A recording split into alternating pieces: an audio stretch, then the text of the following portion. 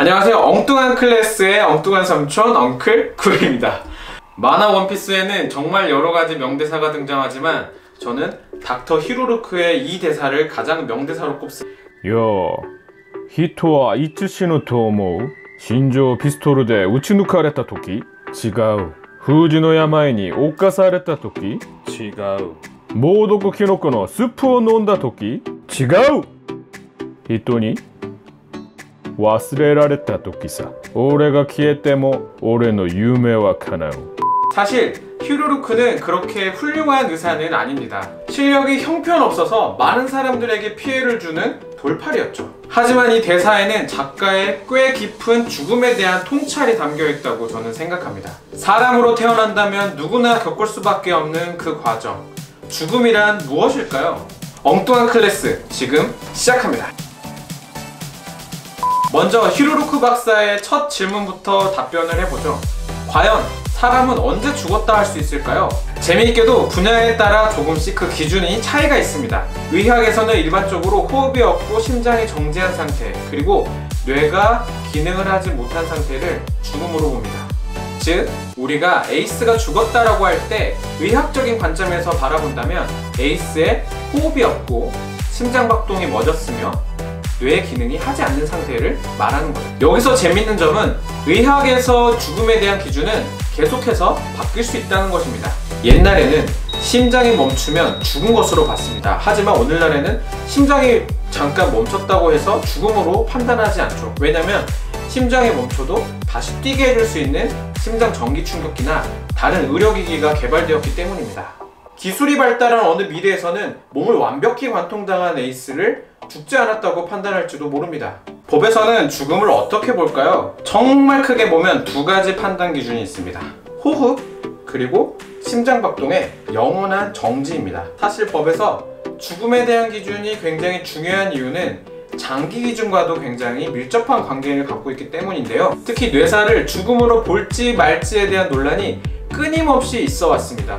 뇌사는 뇌가 죽은 거라고 생각하시면 되는데 호흡과 맥박의 유지가 가능합니다. 따라서 원칙대로 한다면 뇌사자의 장기를 꺼내서 그 사람이 죽게 된다면 살인죄가 적용될 수도 있는 거죠. 그래서 우리나라는 장기 등 이식에 관한 법령을 따로 만들어서 적용하고 있습니다. 법이 지정한 과정을 거쳐 판정된 뇌사자의 경우에는 사망진단을 내릴 수가 있게 됩니다. 판정하겠습니다. 3월 25일 오전 2시 15분 노상현 환자 뇌사입니다. 그래서 이 경우에는 장기 이식을 하다가 죽는다고 할지라도 그 사망 원인을 장기 이식이 아닌 그 사람을 뇌사에 이르게 한 원인으로 보게 됩니다. 철학은 어떨까요? 철학에서는 인간을 육체로만 보는 관점, 그리고 육체와 정신의 총합으로 보는 관점, 이렇게 크게 두 가지의 관점이 있습니다. 강철의 연금술사를 예로 들면 주인공 에드워드는 죽은 엄마를 다시 되살려내기 위해 금지된 기술을 사용하다가 본인의 몸 일부와 동생을 잃게 됩니다. 그나마 다행이었던 것은 에드워드가 동생의 영혼을 갑옷에 넣어 살려냈다는 거죠. 동생의 몸은 사라졌지만 그 영혼은 살아있었기 때문이죠. 만약 에드워드가 사람을 육체적인 존재로만 생각을 했다면 동생을 영혼을 통해 되살려야겠다는 생각조차 하지 못했을 것입니다. 조금 더 나아가 볼까요? 닥터 히로루크는 사람이 죽는 것을 다른 사람들에게 잊혀졌을 때라고 말했습니다. 이것은 육체적인 죽음을 넘어 존재의 죽음에 대해서 말한 것입니다. 지금 눈앞에 있는 이 책은 존재한다고 할 수 있을까요? 우리 눈으로 봤기 때문에 존재한다고 생각하시는 분들이 많을 것입니다. 공간을 차지한 물체이기 때문이죠.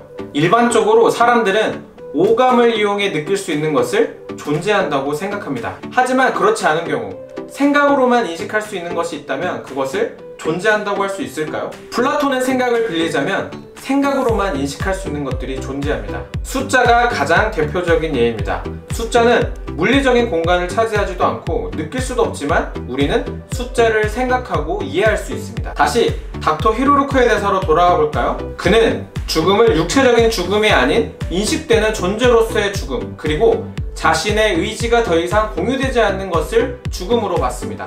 즉, 타인의 인식에서 완벽히 사라지는 것을 죽음이라고 생각한 거죠. 우리가 태어나는 것을 선택할 수 없었던 것처럼 죽음도 피할 수 없습니다. 어차피 끝이 있는 인생, 주어진 하루하루 순간순간에 최선을 다하며 사는 것이 우리가 할 수 있는 최선이 아닐까요? 유튜버는 언제 망한다고 생각하나? 조회수가 0일 때? 아니야. 악플이 달릴 때? 아니야. 구독자가 늘지 않을 때다! 여러분의 작은 구독 하나가 한 채널을 풍요롭게 만듭니다. 아참, 혹시 다루었으면 하는 주제가 있다면 댓글로 남겨주세요. 그럼 저는 이만